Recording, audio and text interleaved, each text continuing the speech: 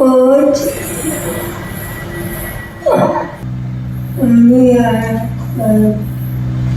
शारदा सिन्हा के इस आखिरी वीडियो के बाद ये बहस फिर से शुरू हो गई है कि क्या इंसानों को उनके जीवित रहते हुए अपने अंतिम क्षणों में मृत्यु का पूर्वाभास हो सकता है। दुनिया के लगभग सभी धर्मों में मृत्यु के पूर्वाभास से जुड़ी बहुत सारी कथाएं और मान्यताएं हैं। हिंदू धर्म में समुद्र शास्त्र, शिव पुराण, गरुड़ पुराण और आयुर्वेद में भी मृत्यु के पूर्वाभासों का उल्लेख किया गया है। यह भी मान्यता है कि रावण को भी अपनी मृत्यु का पूर्वाभास बहुत पहले हो चुका था।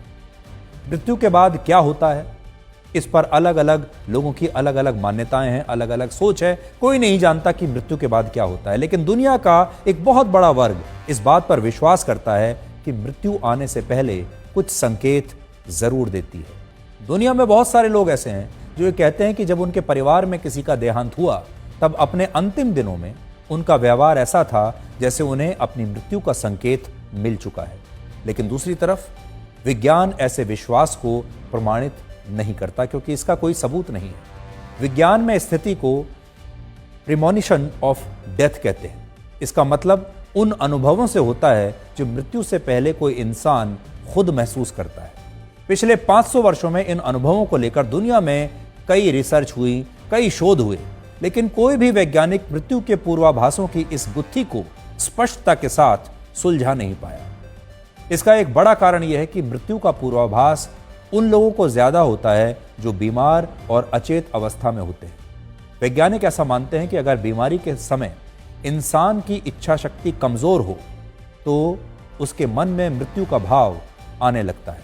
वो इच्छा शक्ति से इतने दुर्बल हो जाते हैं कि उनमें जीवित रहने की उम्मीद नहीं बचती, और जब जीवन की उम्मीद टूट जाती है तो मृत्यु का डर इंसान को अपने चारों ओर से घेर लेता है, और यही डर और अंधकार उसके लिए मृत्यु के पूर्वाभासों को लेकर आता है।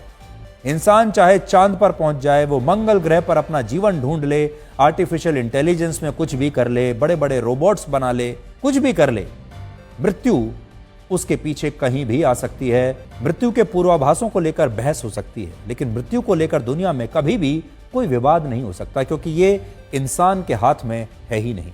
अगर आप इन तस्वीरों को ध्यान से देखेंगे तो आपको इनमें युवाओं की भीड़ नहीं बल्कि बेरोजगारी की असली वास्तविकता नजर आएगी। ये वो हजारों युवा हैं जो बेरोजगारी के आंकड़ों में कहीं पीछे छूट जाते हैं। इन्हें हमारे देश का सिस्टम और हमारी सरकारें असल में देख ही नहीं पाती। उत्तराखंड के पिथौरागढ़ में जो कैंप लगाया गया, वहां टेरिटोरियल आर्मी के कुल मिलाकर 133 पदों के लिए भर्तियां हो रही हैं। आज इस कैंप के पहले ही दिन 133 नौकरियों के लिए पिथौरागढ़ में 18,000 युवक परीक्षा देने के लिए पहुंच गए। यानी टेरिटोरियल आर्मी में एक नौकरी के लिए 159 युवाओं की लाइन लगी है, और इस परीक्षा में सफल होने की दर यानी सफलता दर सिर्फ 0.6% है। पिथौरागढ़ से ये तस्वीरें ऐसे समय में आई हैं जब भारत सरकार ने बेरोजगारी को लेकर नए आंकड़े जारी किए।